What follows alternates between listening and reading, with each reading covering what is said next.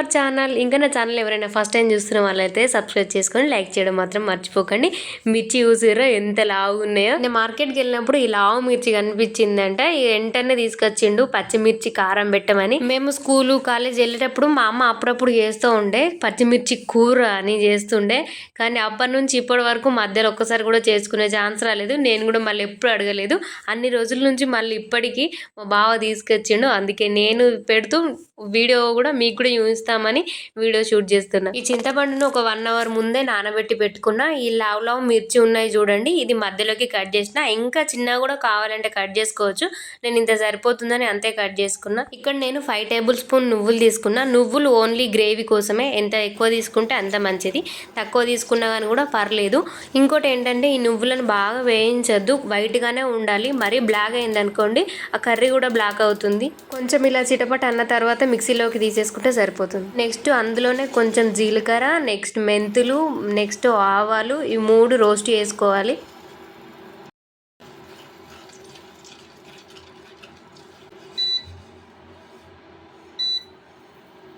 ఇప్పుడు వీటన్నింటిని fine powder వేసుకుంటే సరిపోతుంది. ఈ పౌడర్ ఇట్లా ఉంటే సరిపోతుంది. ఇప్పుడు ఇందులోనే 5-6 పచ్చిమిర్చి వేసుకొని మళ్ళీ ఇందులో మనం పక్కన పెట్టుకున్నాం కానీ చింతపండు, ఆ రసం వేసుకుని మళ్ళీ మిక్సీ పట్టుకోవాలి. ఇప్పుడు చింతపండు పోసిన తర్వాత ఫైన్గా పేస్ట్ వేసుకోవాలి. ఇప్పుడు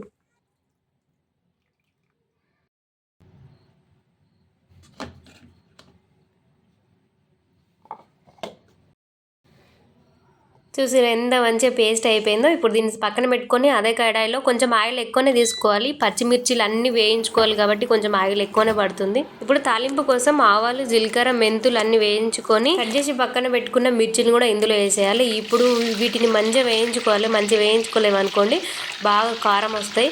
మంచిగా ఆయిల్లో మంచిగా ఫ్రై కావాలి ఇది.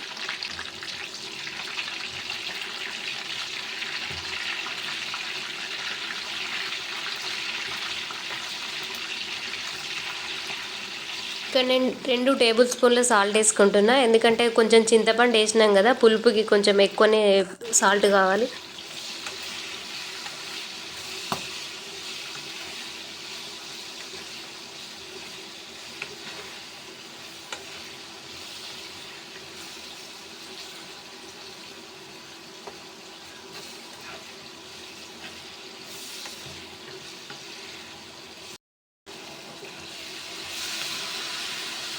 ఈ మిర్చి కొంచెం లావు ఉన్నాయి కదా, ఫ్రై చేయడానికి కూడా కొంచెం ఎక్కువ టైం తీసుకుంటుంది.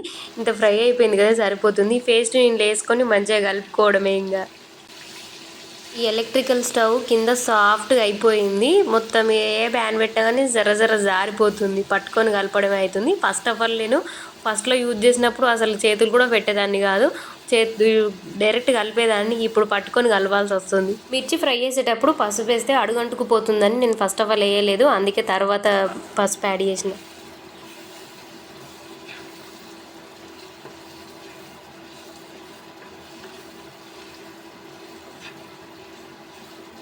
మసాలాలు అన్నీ యాడ్ చేసుకున్నాం కదా, అవి మొత్తం ఉడికేలాగా ఉడికించుకోవాలి. అయిపోయింది. ఇది మంచిగా మసాలా మంచిగా పట్టిన తర్వాత ఇక వేడి అన్నంలో తినాలి. కానీ ఎంత సూపర్ ఉంటుందో తెలుసా.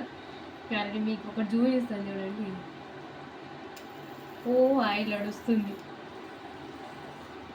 ఇది ఎన్ని రోజులైనా అసలు పాడవదు, ఇట్లనే ఉంటుంది. ఇది పచ్చిమిర్చి కర్రీ అంటారా లేదా పచ్చిమిర్చి పచ్చడి అంటారా, అది మీ ఇష్టం. అది రెడీ అయిపోయింది. మా బావ వచ్చేస్తాడు ఇక.